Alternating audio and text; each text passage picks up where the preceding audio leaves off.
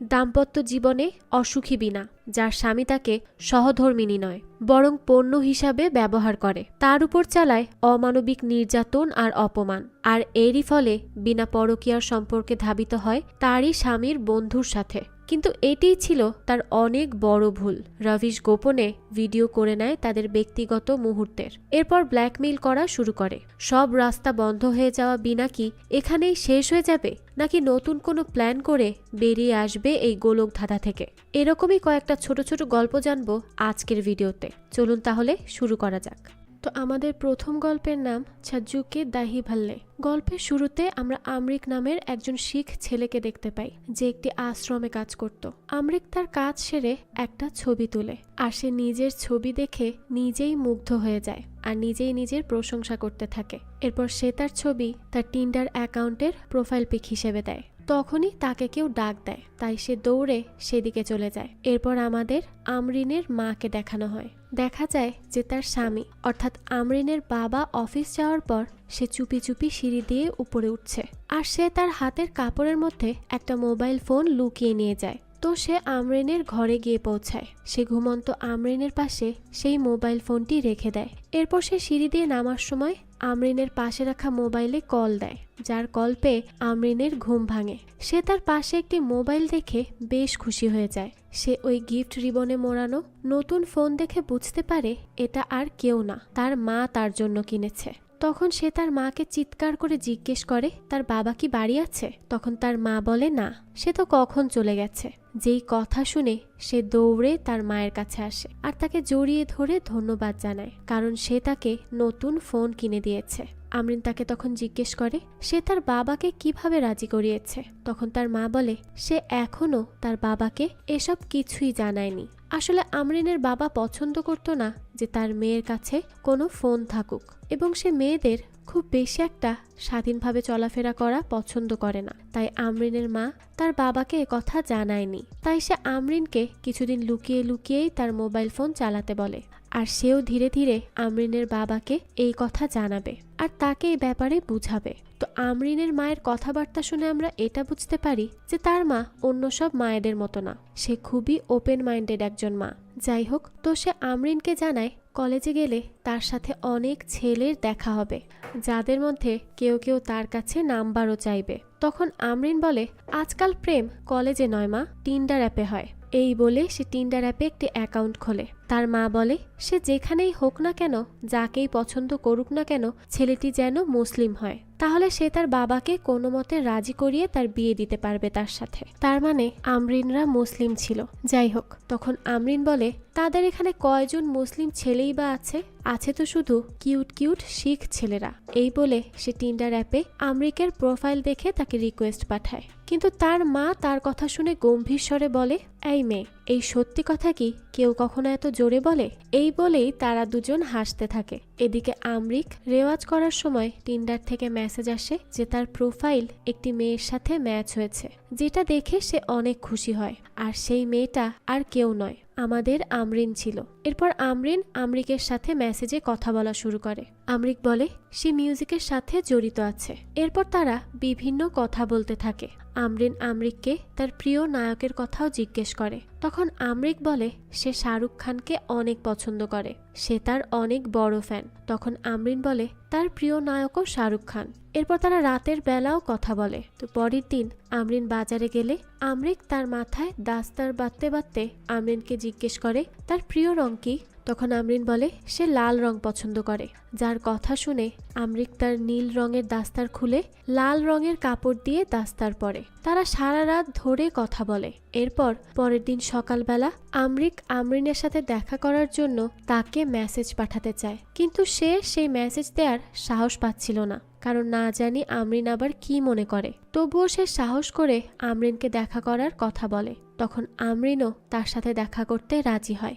এই কথা শুনে তো আমরিক অনেক খুশি হয়ে যায়। সে খুশিতে নাচানাচি করতে থাকে। তখন আমরিন বলে তার বাবা চলে আসবে, তাই তারা কোথায় দেখা করবে সেটা যেন সে তাড়াতাড়ি বলে দেয়। আমরিক তখন তাকে জিজ্ঞেস করে সে কি তার সাথে কফি খেতে যাবে। তখন আমরিন বলে সে কফি খেতে পছন্দ করে না। তখন আমরিক বলে হ্যাঁ, তারও কফি খেতে ভালো লাগে না, সে তো শুধু ফর্মালিটিজের জন্যই বলেছে এমন কথা। তো এরপর সে আমরিনকে জিজ্ঞেস করে তাহলে সে কি খেতে পছন্দ করে। তখন আমরিন তাকে গেস করতে বলে। আমরিক তো চিন্তায় পড়ে যায়, তাই সে তার পছন্দের খাবার দহি ভাল্লে অর্থাৎ দই ফুচকার কথা বলে, যা শুনে আমরিন অবাক হয়ে যায়, কারণ তার আসলেই দই ফুচকা অনেক ভালো লাগে। তাই তারা দুজন ঠিক করে তারা দুজন এই খাবার খেতে যাবে, আর সেখানেই তাদের দেখাও হয়ে যাবে। আমরিন তখন তাকে ছাজ্জু নামক একটি দোকানের কথা বলে, যেটা দই ফুচকার জন্য বিখ্যাত। আমরিক বলে 1889 সাল থেকে এই দোকান খুব বিখ্যাত, তাই তারা দুজন সেই দোকানে দেখা করবে, এটাই তারা ঠিক করে নেয়। তো যথারীতি পরের দিন আমরিন সেই দোকানে গিয়ে আমরিকের জন্য অপেক্ষা করে, কিন্তু আমরিক আসতে দেরি করাতে সে আমরিককে মেসেজ দেয়। তখন আমরিক বলে সেও তো ছাজ্জুর দোকানের সামনেই দাঁড়িয়ে আছে, কই তাকে তো কোথাও দেখতে পাচ্ছে না। তখন আমরা জানতে পারি আমরিক পাকিস্তানের লাহোর শহরের কথা বলছে, আর সে সেখানের ছাজ্জুর দোকানে আমরিনের জন্য অপেক্ষা করছে, আর আমরিন তার জন্য ইন্ডিয়ার অমৃতসরের ছাজ্জুর দোকানে গিয়ে অপেক্ষা করে আছে। অর্থাৎ তারা দুজন দুদেশ থেকে কথা বলছিল, যাদের মধ্যকার দূরত্ব 58 কিলোমিটার। তবে তাদের দুজনের দেশেই একই নামের দই ফুচকার দোকান ছিল, এজন্যই তারা বুঝতে পারে না। আর তাছাড়া আমরিক শিখ হওয়াতে আমরিন কোনোভাবেই বুঝতে পারেনি যে তার বাড়ি পাকিস্তানে। বলে রাখা ভালো যে পাকিস্তানে 0.2% লোক শিখ ধর্মাবলম্বী। যাই হোক, তো এতদিন পর তারা দুজনই এই ব্যাপারটা বুঝতে পারে। তাই আমরিন আমরিককে মেসেজ দিয়ে জিজ্ঞেস করে তারা কি ওয়াগা বর্ডারে দেখা করতে পারে, যার প্রশ্নের উত্তরে আমরিক বলে হ্যাঁ অবশ্যই। তো এভাবেই দু দেশের মধ্যকার মানুষ ডেটিং অ্যাপের মাধ্যমে তাদের ভালোবাসা খুঁজে পায়। শুরু হয় দ্বিতীয় গল্প, যার নাম পিন্নি। শুরুতে আমরা সুধাকে দেখতে পাই, যে একজন হাউসওয়াইফ। সুধা খুব ভালো লাড্ডু বানাতে পারত, তাই সে তার লাড্ডু বানানো শুরু করে দেয়। সে সবার জন্য লাড্ডু বানাতো। তার বাড়িতে একটি কাজের মেয়ে ছিল, যে বাকি সবার মতো মালিকের চোখ ফাঁকি দিয়ে বসে থাকতো। তো দেখা যায় ওই মেয়েটি ঘর ঝাড়ু দেওয়া বাদ দিয়ে বসে বসে মোবাইলে গেম খেলছে। তো সুধা এসে এটা দেখে বলে ঠিক মতো পরিষ্কার কর, কি করছিস বসে বসে? তোর জন্য ঘরের মধ্যে সিসিটিভি ক্যামেরা লাগাতে হবে, যাতে করে তোর উপর নজর রাখা যায়। তখন ওই কাজের মেয়ে বলে হ্যাঁ হ্যাঁ লাগান। এই বলে সে তার ঘর আবার ঝাড়ু দেওয়া শুরু করে। তখনই সুধার কল আসে, তাই সে তার ফোন খুঁজতে থাকে। কোথাও সে তার ফোন খুঁজে পাচ্ছিল না। তবে বেশ কিছুক্ষণ খোঁজার পর সে ফ্রিজের ভেতর তা খুঁজে পায়। ঠিক যেমন আমাদের মারা সংসারের সব কাজ করতে করতে আর আমাদের খেয়াল রাখতে রাখতে নিজের কোনো কিছুই মনে রাখতে পারে না, সুধাও ঠিক তেমনই। যাই হোক, তো দেখা যায় সুধাকে তার মেয়ে কল করেছে, যে তাকে লাড্ডুর কথা জিজ্ঞেস করে। সুধা বলে সে আর কিছুক্ষণের মধ্যেই তার জন্য লাড্ডু পাঠিয়ে দিবে। তখন তার মেয়ে তাকে কিপটামি না করে বেশি করে লাড্ডু পাঠাতে বলে। তখন সুধাকে তার হাজবেন্ড চা দেওয়ার জন্য ডাকে। তখন সুধার মেয়ে বলে তার বাবা চায়ের উপর একটু বেশি ডিপেন্ডেবল হয়ে গেছে। তাদের কথা শুনে আমরা বুঝতে পারি যে সুধার স্বামী আজ প্রায় 25 বছর ধরে তার রুমে চা খায়। সে কখনোই সুধার সাথে একসাথে বসে ডাইনিং টেবিলে চা খায়নি। তো দেখা যায় সুধা তার স্বামীকে ব্রেকফাস্ট তৈরি করে দিলে সে হাফ ব্রেকফাস্ট খেয়েই চলে যেতে লাগে। আর সুধা তাকে লাড্ডু টেস্ট করতে দিলেও সে বাকি সব ভারতীয় স্বামীদের মতো সুধাকে ইগনোর করে চলে যায়। এরপর সুধা তার মেয়ের জন্য বানানো লাড্ডুগুলো পাঠাতে যায়। সে যেই কুরিয়ার থেকে লাড্ডু পাঠায় সেই দোকানদারেরা লাড্ডু খেয়ে ফেলে, যে জন্য তার মেয়ে লাড্ডু তো পায় কিন্তু তা খুবই কম। আর এই জন্যই সে তার মাকে বেশি করে লাড্ডু পাঠাতে বলে। তো এবার যাতে দোকানদার তার মেয়ের জন্য পাঠানো লাড্ডু খেয়ে না ফেলে, এই জন্য সুধা একটা এক্সট্রা লাড্ডু দিয়ে যায়। এরপর সে বাড়ি গেলে তার ননদ তাকে কল করে, যে সুগার ফ্রি লাড্ডু পাঠাতে বলে। সুধা তখন লাড্ডুর কথা ছাড়াও তার সাথে আরো কিছুক্ষণ গল্প করতে চায়, কিন্তু তার ননদ অফিসে আছে বলে তার কলটি কেটে দেয়। যার পর সে তার ননদের জন্য বাজার করে এনে লাড্ডু তৈরি করে। রোজকার সকালবেলার মতো সে তার স্বামীকে ননদের জন্য তৈরি করা সুগার ফ্রি লাড্ডু টেস্ট করতে দেয়, কিন্তু সে তাড়াহুড়ো করে চলে যায়, সেটা আর টেস্ট করে না। এরপর সুধা সেই দোকানে যায় লাড্ডু কুরিয়ার করার জন্য। সে দোকানদারকে আর একদিন লাড্ডু দিবে বলে আজ এখান থেকে লাড্ডু খেতে বারণ করে। এরপর সে বাড়ি ফিরে আসে। রোজকার মতো সে টিভি দেখছিল, আর এই সব কিছুর মধ্যে সে প্রচন্ড বিরক্ত বোধ করে, যে জন্য সে সন্ধ্যাবেলায় সাজগোজ করে বসে থাকে। এরপর তার স্বামী অফিস থেকে ফিরে এসে তাকে সেজেগুজে বসে থাকতে দেখে কিছুটা অবাকই হয়, কারণ সে তো কখনোই নিজের প্রতি এতটা খেয়াল রাখেনি। তাই সে ভাবে যে আজকে সুধার কি হলো। তাই সে সুধাকে জিজ্ঞেস করে, তুমি ঠিক আছো তো, কি হয়েছে তোমার? কিন্তু সুধা তার কোনো কথারই উত্তর দেয় না। সে চুপচাপ গিয়ে সোফায় বসে টিভি দেখতে থাকে। তখন সুধার হাজবেন্ড সারা ঘর বাড়ি এলোমেলো দেখে জিজ্ঞেস করে, আজকে কি হয়েছে তোমার? সারা ঘরের এই অবস্থা কেন? তখনও সুধা কিছুই বলে না। তো তার হাজবেন্ড রান্নাঘরের দিকে তাকিয়ে বলে, ডিনারও রেডি করনি আজকে? তো এক কাপ চা কি দিতে পারবে, নাকি সেটাও হবে না? তখন সুধা বলে, কেন হবে না? অবশ্যই হবে, কিন্তু সেটা আমার সাথে এখানে বাইরে বসে খেতে হবে, ঘরের ভিতরে নয়। তো তার স্বামী যখন তার ড্রেস চেঞ্জ করে বাইরে আসে, তখন সে দেখে সুধা দাঁড়িয়ে দাঁড়িয়ে চা খাচ্ছে। তো তার হাজবেন্ড তার দিকে প্রশ্নবিদ্ধ চোখে তাকালে সুধা হেসে বলে, বানিয়েছি বানিয়েছি, তোমার জন্য চা বানিয়েছি, আসো। এরপর সে ডাইনিং রুমের লাইট অন করে। তখন তার হাজবেন্ড দেখতে পায় সেই টেবিলের উপর লাড্ডু দিয়েই লেখা ছিল হ্যাপি বার্থডে টু মি, যেটা সুধা নিজেই লিখেছিল, কারণ আজ তার জন্মদিন, কিন্তু কেউই তাকে উইশ করেনি। যাই হোক, তো সে আর তার স্বামী ডাইনিং টেবিলে গিয়ে বসে। তখন সুধা একটা লাড্ডুর উপর মোমবাতি জ্বালিয়ে রেখেছিল, তো সেটা তুলে নিয়ে নিভিয়ে দিয়ে নিজেই নিজেকে উইশ করে। তখন তার স্বামী তাকে বলে, সরি, আমার একদমই মনে ছিল না। তো সুধা বলে, ঠিক আছে, চা ঠান্ডা হয়ে যাচ্ছে, চা খেয়ে নাও।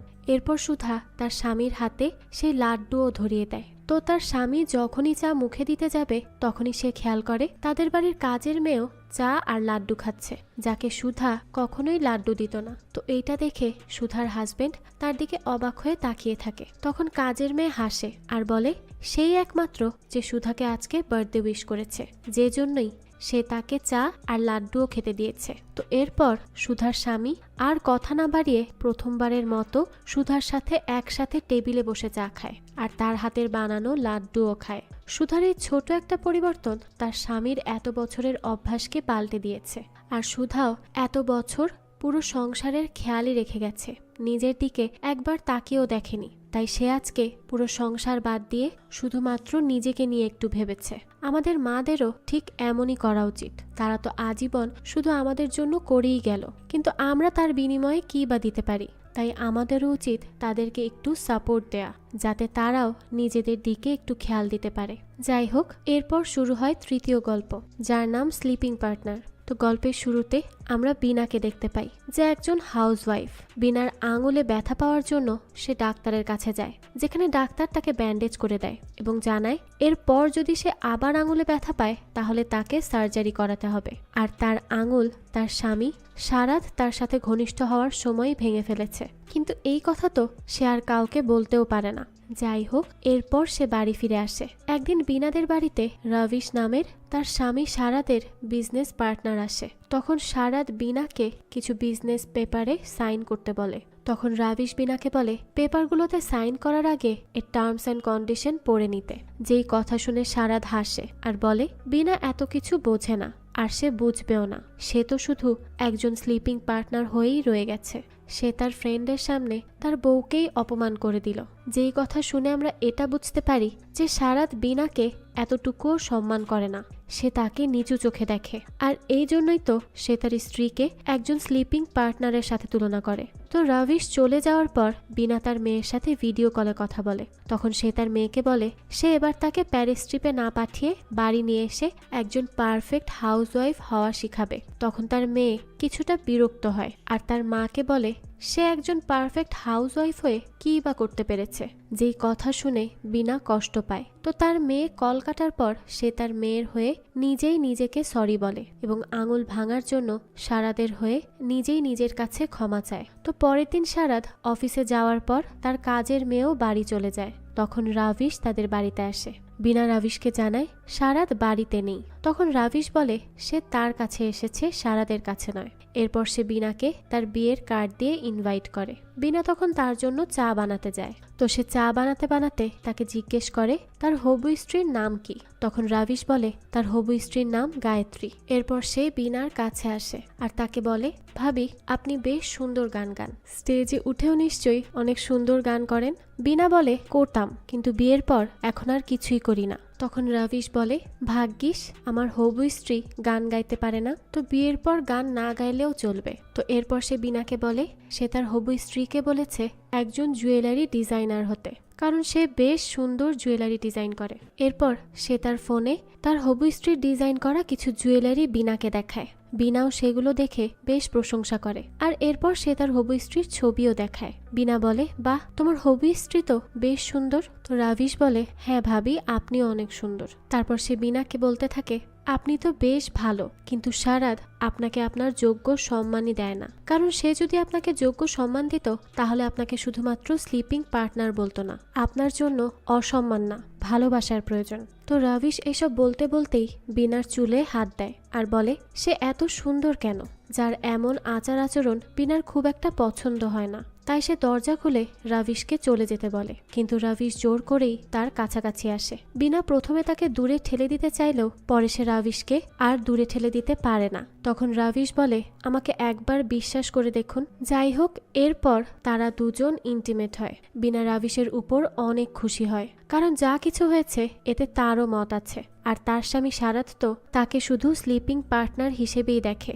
এর থেকে আর বেশি কিছুই ভাবে না। তাই সে রোজ সারাদ অফিসে যাওয়ার পর রাবিশের সাথে ইন্টিমেট হতো। তাদের প্রেম খুব ভালোই যাচ্ছিল, কিন্তু একদিন সারাদের ড্রাইভার রাবিশকে তাদের বাড়ি থেকে বের হতে দেখে, আর এই কথা সে সারাদকে জানিয়ে দেয়। তো রাতের বেলা সারাদ বিনাকে জিজ্ঞেস করে রাবিশ তাদের বাড়িতে কেন এসেছিল। তখন বিনা বলে, রাবিশ শুধু আজ নয়, রোজই আমাদের বাড়িতে আসে। তখন সারাদ জিজ্ঞেস করে কেন।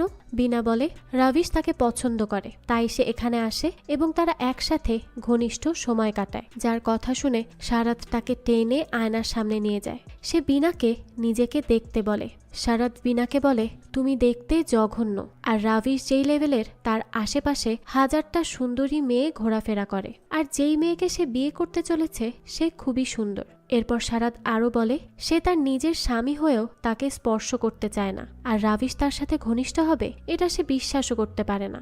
সে বলে এইসব হয়তো বিনার কল্পনা, তাই সে বিনাকে এসব স্বপ্ন দেখতে বারণ করে। তো প্রত্যেক দিনের মতো সারাদ আজও বিনার সত্য জানার পর শুধুমাত্র তার ডিসেন্ট লুকের জন্য তাকে বিশ্বাস করে না, আর তাকে অপমান করে চলে যায়। যার পর বিনা চুপচাপ শুয়ে পড়ে, আর ওদিকে সারাদ টিভি দেখতে দেখতে বিনার কথাগুলো নিয়েই ভাবতে থাকে, যেখানে বিনা রাবিশের সাথে ঘনিষ্ঠ হওয়ার কথা বলেছে। সে ভাবে বিনা হয়তো এসবের স্বপ্ন দেখছে, সে হয়তো ইন্টিমেট হতে চাইছে। তাই সে বিনার কাছে গিয়ে বলে সে ইন্টিমেট হওয়ার স্বপ্ন দেখছে, তাই এখন সে তার স্বপ্নকে সত্যি করবে। এই বলে সে বিনার সাথে জোর করে ইন্টিমেট হয়। বিনা অনেকবার তাকে বারণ করলেও সে তার কথা শোনে না। নিজের স্বামীর হাতে শারীরিকভাবে নির্যাতিত হওয়ার পর বিনা মন খারাপ করে সোফায় বসে থাকে। তখন রাবিশ তাকে মেসেজ দেয়, কিন্তু বিনা তার মেসেজের রিপ্লাই দেয় না। তাই রাবিশ তাকে কল করে, কিন্তু সে তার কলও রিসিভ করে না। যার পর রাবিশ তাকে একটা ভিডিও পাঠায়, যেখানে তারা দুজন ইন্টিমেট হচ্ছে।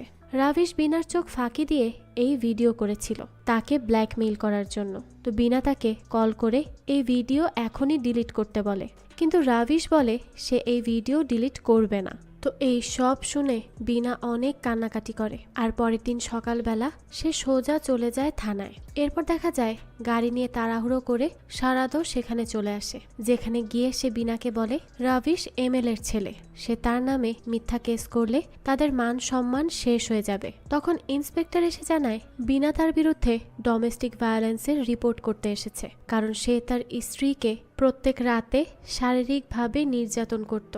যেই কথা শুনে সারাদ অবাক হয়ে যায়, সে তো ভাবতেই পারেনি যে বিনা তার নামে রিপোর্ট করতে আসবে। তো বিনা বলে তাদের 20 বছরের বৈবাহিক জীবনে গড়ে সপ্তাহে একদিন তার স্বামী তাকে শারীরিকভাবে নির্যাতন করেছে।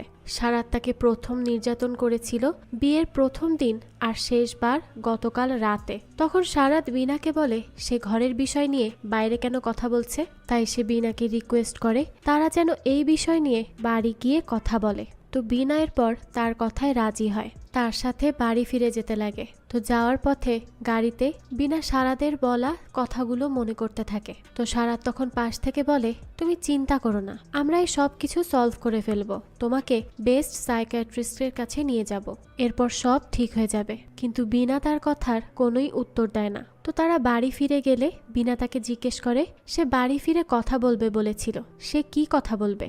সারাদ বলে সে তাকে সাইকিয়াট্রিস্টের কাছে নিয়ে যাবে। যেই কথা শুনে বিনা রেগে যায়।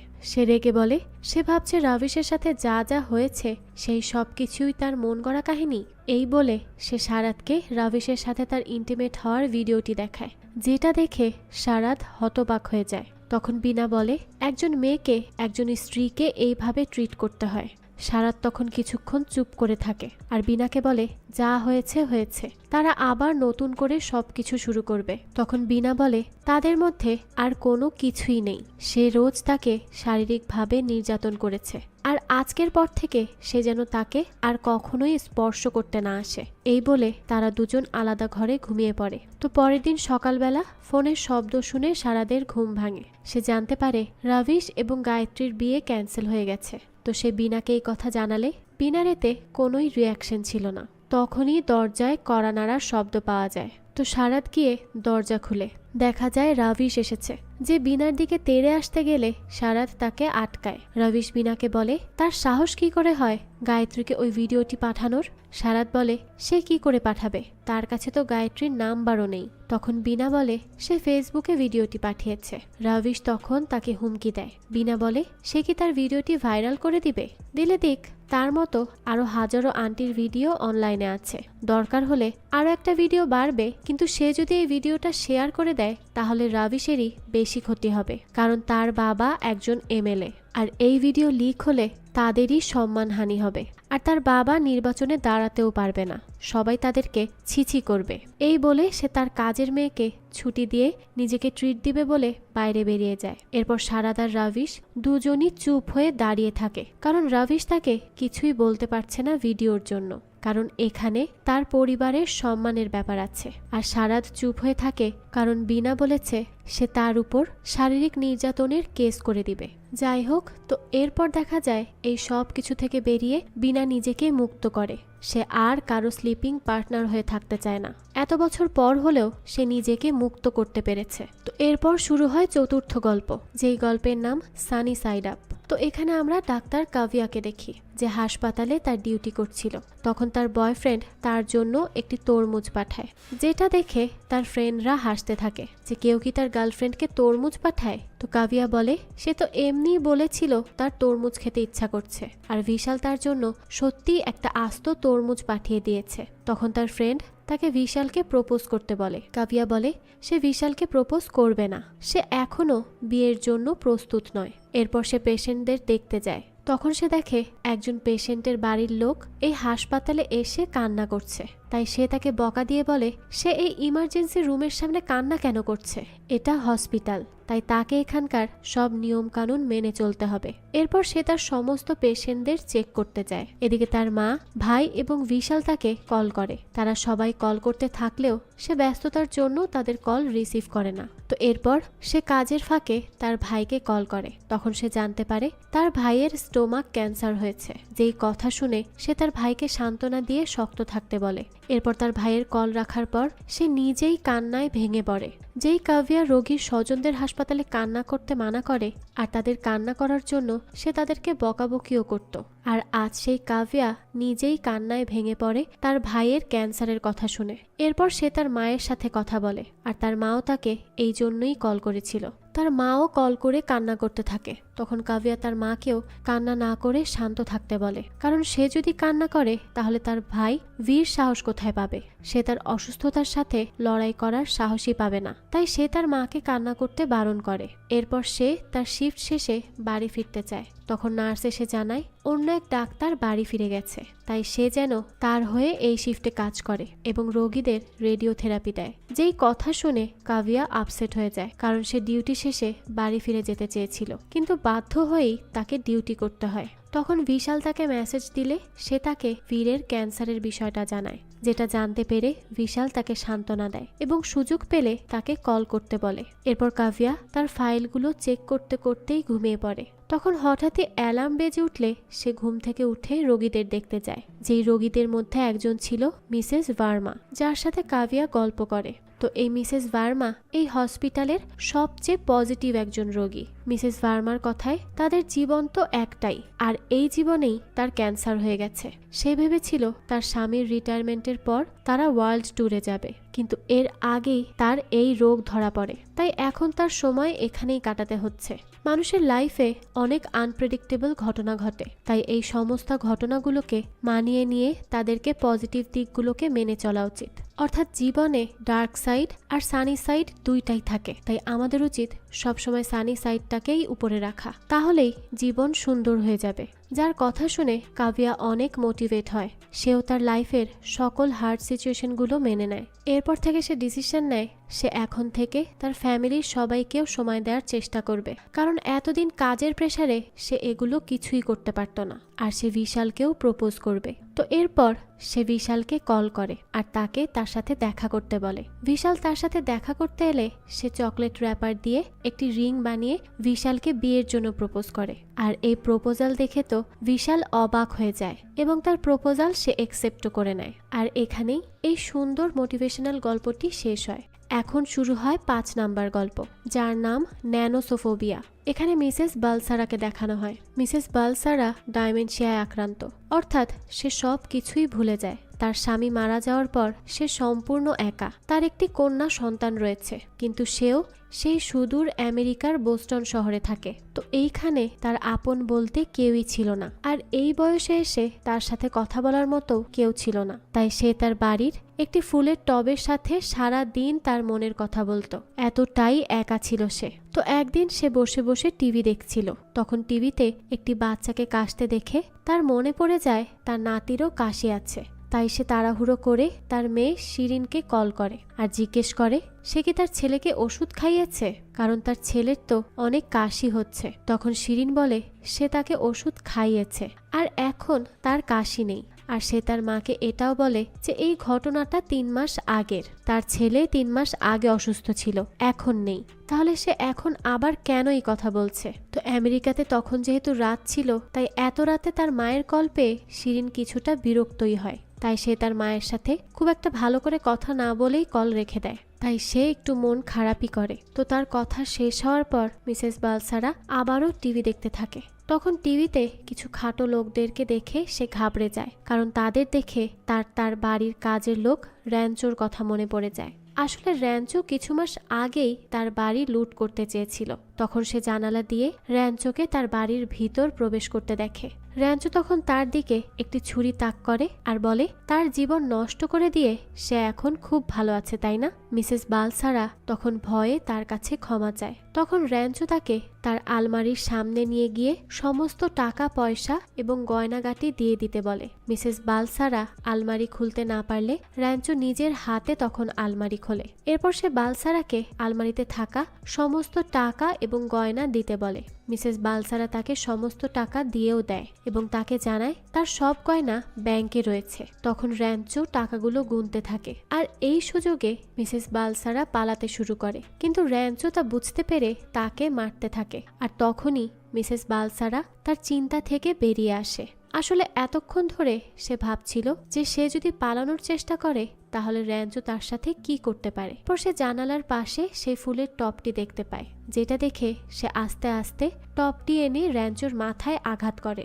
তো এর ফলে সে অজ্ঞান হয়ে পড়ে, যার পর সে সাহায্যের জন্য তার প্রতিবেশীদের ডাকতে লাগে। কিন্তু তখন সে দেখে কেউ হয়তো বাড়িতে নেই, আবার কেউ দরজা খুলছিল না। তাই সে তাড়াতাড়ি করে নিচে নেমে আসে আর সিকিউরিটি গার্ডকে বকা দিতে থাকে, কারণ তার কাজের গাফিলতির জন্যই র্যাঞ্চো আবার তার বাড়িতে এসেছে। তখন সিকিউরিটি বলে সে কাজে কোনোই গাফিলতি করছে না, সে ঠিকঠাক মতোই তার ডিউটি করছে। তখন মিসেস বালসারা বলে র্যাঞ্চো এত বড় একটা ছুরি এনে তার গলায় ধরেছে, যদি সে মারা যেত, আর র্যাঞ্চো তার টাকা পয়সা সব লুট করে নিতে এসেছে।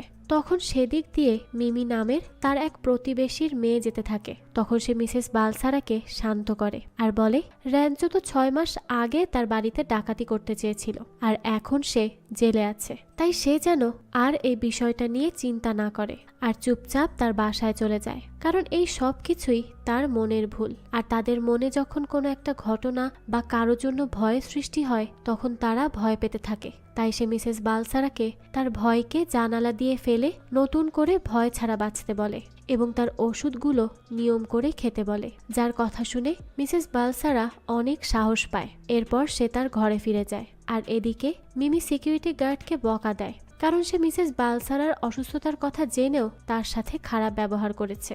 এরপর সে তাকে তার গাড়ি পরিষ্কার না করার জন্য বকতে থাকে। আর তখনই তার গাড়ির উপর এসে একটা ছোট গড়নের মানুষ পড়ে, যে আর কেউ নয় বরং র্যাঞ্চো ছিল।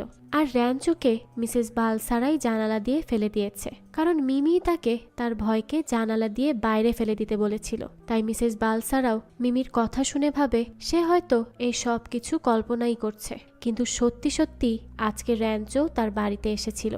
আর সেও এই সব কিছু তার কল্পনা ভেবে র্যাঞ্চোকে জানালা দিয়েই ফেলে দেয়, যেটা দেখে গার্ড এবং মিমি দুজনই অবাক হয়ে যায়। কিন্তু যেই মহিলা একটা ফুলের টবই উঁচু করতে পারে না, সে র্যাঞ্চোকে কিভাবে তুলে বাইরে ফেলে দিল? আসলে মনে সাহস থাকলে যে কোনো কিছুই করে ফেলা সম্ভব।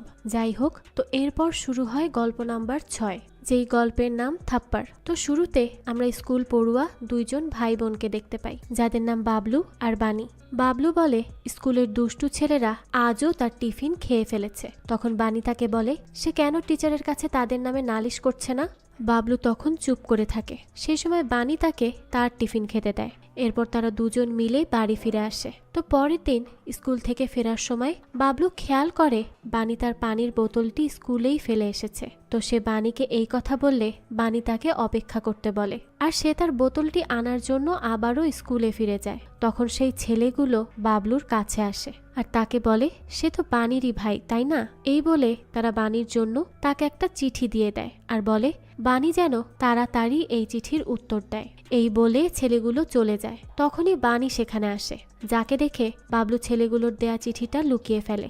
তো পরের দিন স্কুল থেকে ফেরার সময় সেই ছেলেগুলো আবারও তাদের পথ আটকায়। তখন তাদের মধ্যে একটি ছেলে বানিকে প্রপোজ করে, কিন্তু বানি তখন বাবলুকে নিয়ে তাড়াতাড়ি করে সেখান থেকে চলে যায়। তখন ছেলেগুলো বলে রোজ তারা এখানে তার জন্য অপেক্ষা করবে, সে তাদের কাছ থেকে কোথায় পালাবে। তো সন্ধ্যাবেলায় বাবলু বাড়ির বাইরে গেলে সেই ছেলেগুলো তাকে ধরে আর বলে কাল ভ্যালেন্টাইন্স ডে, তাই কাল যেন বানি তার প্রপোজাল মেনে নেয় এবং তার দেয়া উপহার গ্রহণ করে। তো আমাদের এই বাবলু কিন্তু কমিক্স বই পড়তে খুব ভালোবাসতো। তো সে বাড়ি ফিরে তার কমিক্স বই থেকে কিছু ফাইট শিখে নেয় তার বোনকে সেই ছেলেগুলোর হাত থেকে রক্ষা করার জন্য।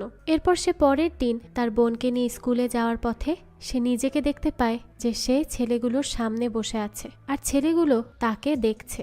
তখন সে তার বোনকে বলে আজ ভ্যালেন্টাইন্স ডে, আর আজ সেই ছেলেগুলো আবারও তাকে বিরক্ত করতে আসবে। আর সে বানিকে বলে বানিও ওই ছেলেগুলোকে দেখে ভয় পেয়ে যাবে। তো বানি বলে সে ভয় পাবে না, আর সে তাদেরকে ভয়ও পায় না। কিন্তু বাবলু বলে সে তাদেরকে ভয় পায় আর আজকেও সে ভয় পাবে। কিন্তু বানি বারবারই তাকে বলে যে সে ভয় পায় না, কিন্তু বাবলু তার সাথে তর্ক করতেই থাকে। তো এমন তর্ক করা দেখে বানি রেগে গিয়ে তাকে চড় বসিয়ে দেয়। কিন্তু বাবলু তখন চড় খেয়ে দুঃখ না পেয়ে উল্টো বানিকে বলে এই তো ঠিক এভাবেই ওদেরকেও চড় দিতে হবে, তবে ওই ছেলেগুলোকে উচিত শিক্ষা দিতে হলে তাকে আরো জোরে চড় মারতে হবে, আর এই জন্য তাকে প্র্যাকটিস করতে হবে।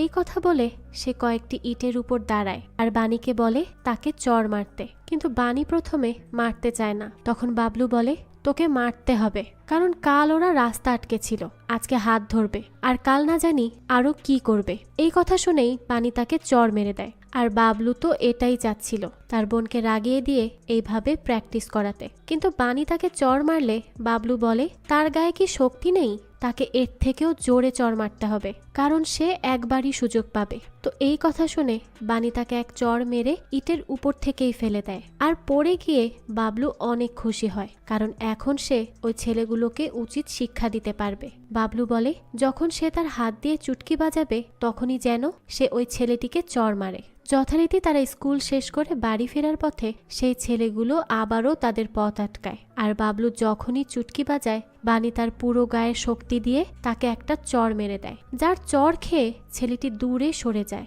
এবং তারা দুই ভাই বোন খুশি মনে সেখান থেকে চলে আসে। এভাবেই বাবলু বয়সে ছোট হলেও তার বোনকে দুষ্ট ছেলেদের থেকে প্রোটেক্ট করে। এরপর শুরু হয় গল্প নাম্বার 7, যেই গল্পের নাম সোয়াহা। তো এখানে আমরা কাপিল আগারওয়াল নামের একজন লোককে দেখতে পাই। কাপিলের ভাইয়ের বিয়ের অনুষ্ঠান চলছিল, তো সে ড্রিঙ্ক করতে করতে ওয়াশরুমে যায়। তখন একটা ছেলে বাইরে থেকে বলে তার স্ত্রীর অ্যাফেয়ার চলছে অন্য কারো সাথে। যেই কথা শুনে কাপিল অবাক হয়ে যায় আর তাড়াতাড়ি করে ওয়াশরুম থেকে বের হয়, যাতে সে ওই ছেলেটিকে ধরতে পারে। কিন্তু ততক্ষণে সেই ছেলেটি সেখান থেকে গায়েব হয়ে যায়। আর যাওয়ার সময় সে কাপিলের রেখে যাওয়া ড্রিঙ্কের গ্লাসটিও নিয়ে যায়। কাপিল তখন সেই ছেলেটিকে বাইরে খুঁজতে থাকে। তখন তার বন্ধুরা তাকে বলে তারা দুই ভাই এত সুন্দরী স্ত্রী পেল কি করে, যাদের কথা শুনে সে তাদেরকে ওয়াশরুমের ভেতরে থাকা ছেলেটি ভেবে তার ড্রিঙ্ক চেক করে, কারণ সেই ছেলেটি তার ড্রিঙ্ক নিয়ে চলে গিয়েছিল। কিন্তু ড্রিঙ্ক করে সে বুঝতে পারে এটা তার খাওয়া সেই ড্রিঙ্ক নয়। এরপর সে তার স্ত্রী শিলাকে গিয়ে আচমকা জিজ্ঞেস করে তার অ্যাফেয়ারের কি অবস্থা, যার মুখে এই কথা শুনে শিলা নার্ভাস হয়ে যায় আর ভ্যাবাচেকা খেয়ে যায়। তার ফেসিয়াল এক্সপ্রেশন দেখে কাপিল বুঝে যায় যে সত্যিই তার স্ত্রী কোনো অ্যাফেয়ারে জড়িত আছে। তাই সে তার স্ত্রীকে বারবার এই প্রশ্ন জিজ্ঞেস করে, কিন্তু সে তাকে এড়িয়ে যেতে থাকে, যার এই আচরণ কাপিলের মনে সন্দেহ আরো জোরালো করে দেয়। যার পর সে স্বীকার করে নেয় যে সে সত্যিই কারোর সাথে অ্যাফেয়ারে রয়েছে। আর এই কথা শুনে কাপিলের তো পায়ের তলা থেকে মাটিই সরে যায়। শিলা তাকে বলে সে যদি তাকে ডিভোর্স দেওয়ার চেষ্টা করে তাহলে সে তার সমস্ত টাকা পয়সা নিজের দখলে নিয়ে নিবে, আর সেটা সে অবশ্যই করবে। এই বলে সে সেখান থেকে চলে যায়। কাপিল তখন তার দাদির সাথে বসে থাকলে তার দাদি তাকে বকা দেয় আর বলে সে কেন তার স্ত্রীকে সামলায় না, সে কি দেখছে না তার স্ত্রী কিভাবে হিরোইনদের মতো ঘুরে বেড়াচ্ছে।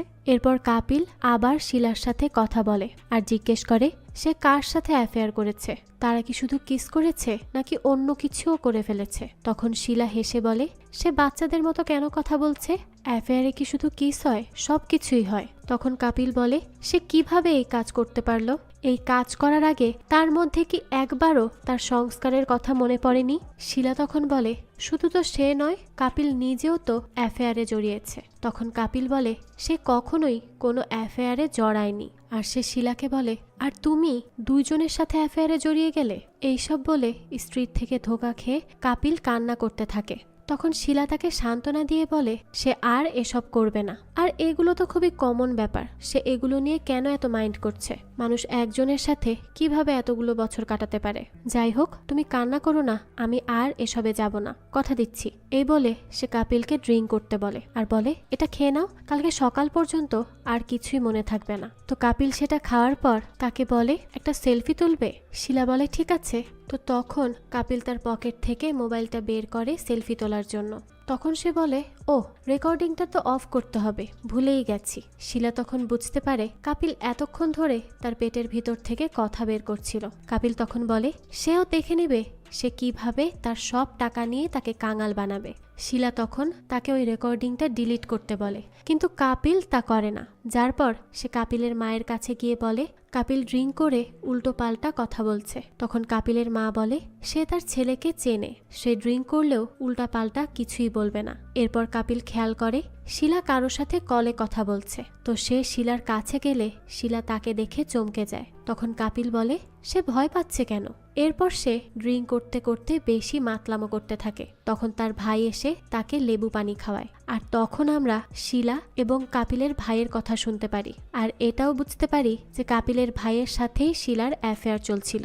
আর এখন কাপিলের ভাই বিয়ে করতে চলেছে। তো এরপর সবাই গানের তালে তালে নাচতে থাকে। তখন কাপিলও শিলাকে নিয়ে নাচতে শুরু করে। তো শিলা তাকে তার অ্যাফেয়ারের কথা বলতে থাকে, কারণ কাপিলের কাছে শারীরিক সম্পর্ক মানেই বাচ্চা জন্ম দেয়া। এছাড়া তো কাপিল আর কিছুই বোঝে না। তাই শিলা তার নিজের শারীরিক চাহিদা মেটানোর জন্য অ্যাফেয়ারে জড়িয়ে পড়ে। সে কাপিলকে বলতে থাকে অ্যাফেয়ার চলাকালীন সে কি কি করেছে, সে কিভাবে এনজয় করেছে ইত্যাদি। এমনকি সে এটাও বলে দেয় যে তাদের 3টা বাচ্চার মধ্যে একটা তো কাপিলেরই নয়, কিন্তু তখনই গান বন্ধ হয়ে যায় আর সবাই তার কথা শুনতে পেয়ে যায়। সবাই এই কথা জানার পর হা হয়ে থাকে, কারণ তাদের সামনে শিলার আসল রূপ চলে এসেছিল। আর কাপিলও শিলার নোংরা রূপ সবার সামনে নিয়ে আসতে পারে। তখন একজন লোক দুজন ছেলেকে ধরে আনে আর বলে, এই দুজন ছেলে ওয়াশরুমের বাইরে দাঁড়িয়ে সবাইকে বলছিল যে তাদের স্ত্রীর অ্যাফেয়ার চলছে। আর এই সব কথা বলে বলে তারা স্বামী স্ত্রীর মধ্যে ঝামেলা বাঁধিয়ে দিচ্ছিল। কাপিল তখন সেই ছেলে দুটোর কাছে গিয়ে তাদেরকে জড়িয়ে ধরে ধন্যবাদ জানায়, কারণ তাদের মজা করার ফলেই সে তার স্ত্রীর আসল রূপ সম্পর্কে জানতে পেরেছে, যে জন্য আজ সে নিজেকে মুক্ত মনে করে। তাই সে জোরে গান চালিয়ে নাচতে থাকে।